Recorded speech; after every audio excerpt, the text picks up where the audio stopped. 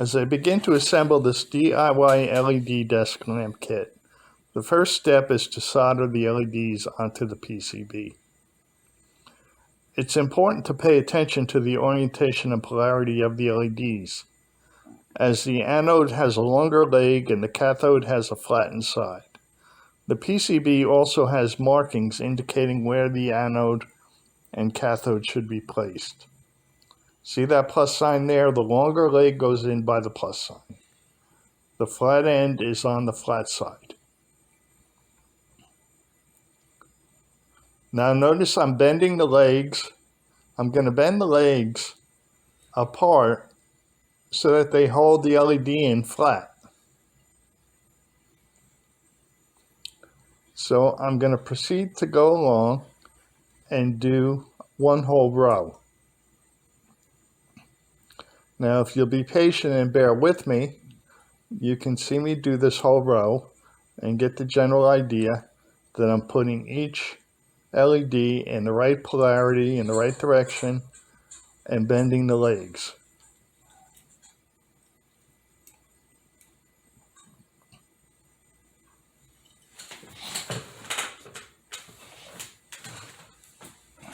This kit, they gave me exactly one extra LED.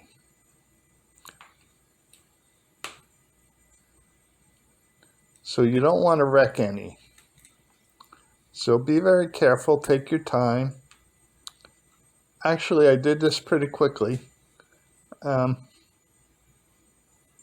It took me less than like 15 or 20 minutes to do this whole PCB.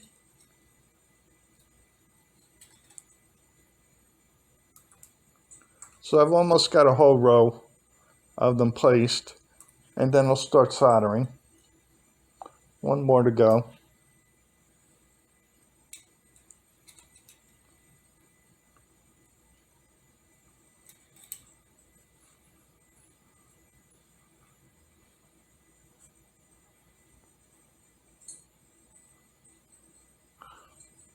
So I'm putting it under the microscope so you can see, but also I'm trying out this microscope for the first time.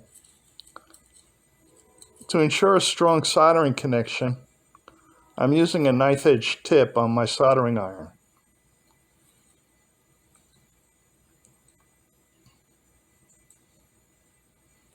Which you'll see momentarily. I'm grabbing the solder.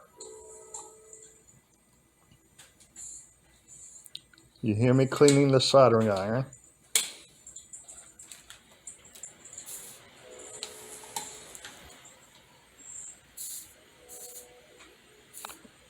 Now I'm using a knife edge tip, as you can see. I like the knife edge tip because it makes more heat to apply quickly.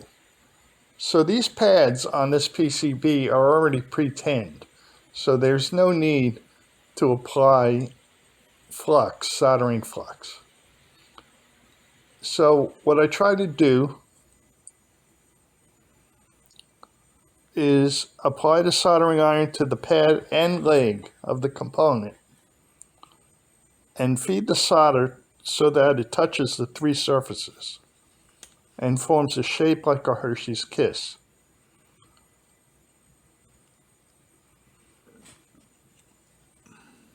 On most of these joints, these soldering joints, I'm using a magnifying glass to actually do the work and just taking pictures with the microscope. But I actually did try on two joints to just use the microscope and not look at the actual work with my own eyes to the actual work. And I was quite successful, but it felt a little awkward at first. So that's going to take some getting used to. Now don't be discouraged if your hand shakes a little like mine does. I brace my hand, I put the palm of my hand, the heel of the palm of my hand on the table. And that makes it easy to hold the soldering iron steady. And Also, you may want to do this at certain times of the day because your hand is more steady at certain times of the day than other times of the day. And you might also want to not drink caffeine the day you're going to do the soldering. This is all through-hole soldering, which is fairly easy for most intents and purposes. But it's important to be mindful of the heat applied during the soldering. It can cause component failure. I try to apply the soldering iron for only a few seconds. And usually what I do is I put the soldering iron on there, count to 3, and then feed the solder in. And the solder should flow real quickly and cover the whole pad and leave a shape like a Hershey Kiss.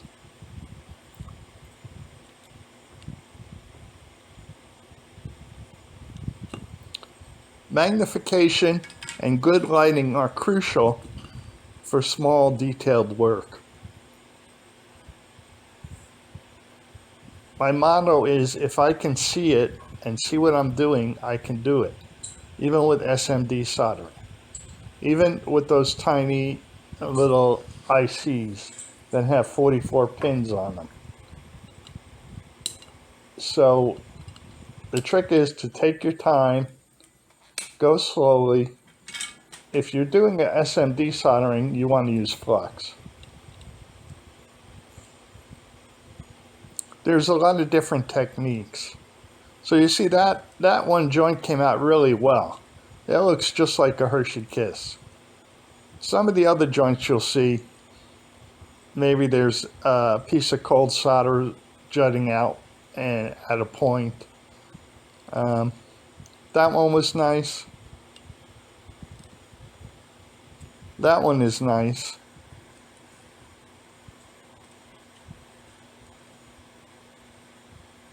That one is just right, but you see it moved a little and you see it's a little rough.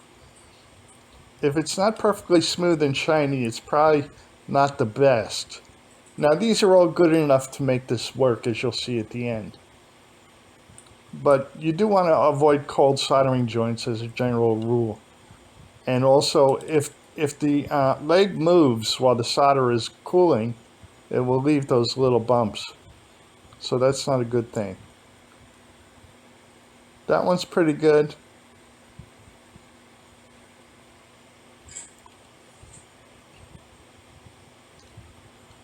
So the magnifying glass and the microscope are really good for inspecting your work after you do it too, which you should always do. So here I am inspecting the whole row. So I'm going to do some more, just so you can see. There's the knife edge. Put the tip of the knife edge on. Okay, so now I'm going to test out the whole set of LEDs now that they're all done.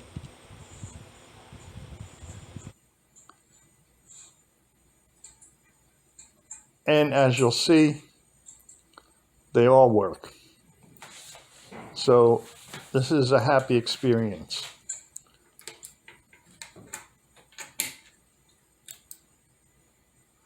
Those clumps of putty you see there are for holding the PCB in place while I do the soldering.